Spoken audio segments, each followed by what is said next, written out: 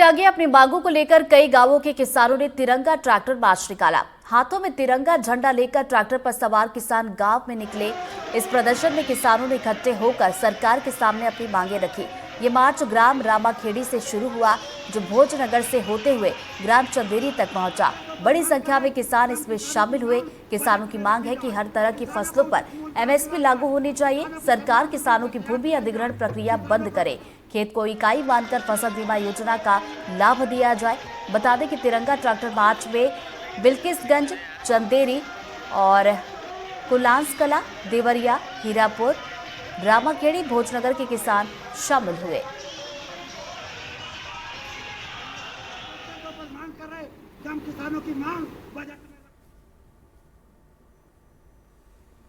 इधर बड़वानी में शहर के बीचों बीच बना ट्रेचिंग ग्राउंड लोगों की परेशानी बन गया है।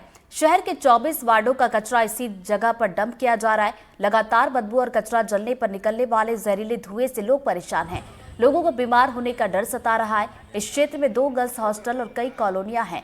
बता दें कि हॉस्टल में रहने वाले बच्चे भी पढ़ाई नहीं कर पा रहे। पूरे शहर से इकट्ठा होकर रोजाना यहाँ पर 25 टन से ज्यादा कचरा फेंका जा रहा है। ऐसे में यहाँ के लोग कई तरह की परेशानियों का सामना कर रहे हैं। मैं यहीं भगवान नगर बड़वानी में रहती हूँ। हमारे यहाँ ऐसे सामने मतलब घर के सामने कचरा डला हुआ रहता है और पूरे बड़वानी का कचरा यहीं आता है। और यहाँ जैसे मशीनें वगैरह लगा रखी है कुछ खाद के लिए, और इससे हमें ना बहुत तकलीफ़ होती है। अब इसका मतलब कचरे की बदबू भी बहुत आती है और मतलब हमारा खाना पीना, पढ़ाई लिखने में हमको हर चीज़ में बहुत दिक्कतें आती है।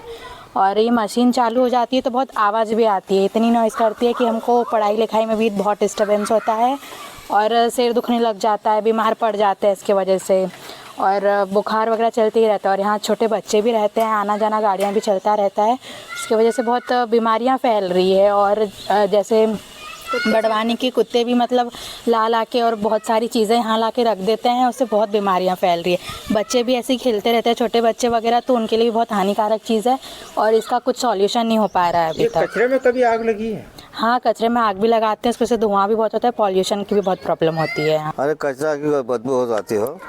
यहाँ कई बार सेम हेल्प में लगी, कोई निराकरण नहीं होता। यहाँ ड्यूटी साहब भी कई बार आए, खाना पूर्ति करके चले गए, ट्रांसफ़र होता है, वापस बढ़ने आ जाते हैं।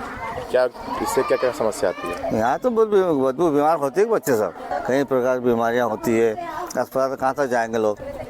इस एरिया के आसपास कितनी कॉलोनियाँ हैं? भगवान, एक तो हमारी कॉलोनी कृष्णा स्टेट, कैलाश नगर, भवानी नगर, आकाश नगर, इसी कचरा का यहाँ से बंद करना चाहिए, दूसरी जगह ट्रांसफ़र कर देना चाहिए सर।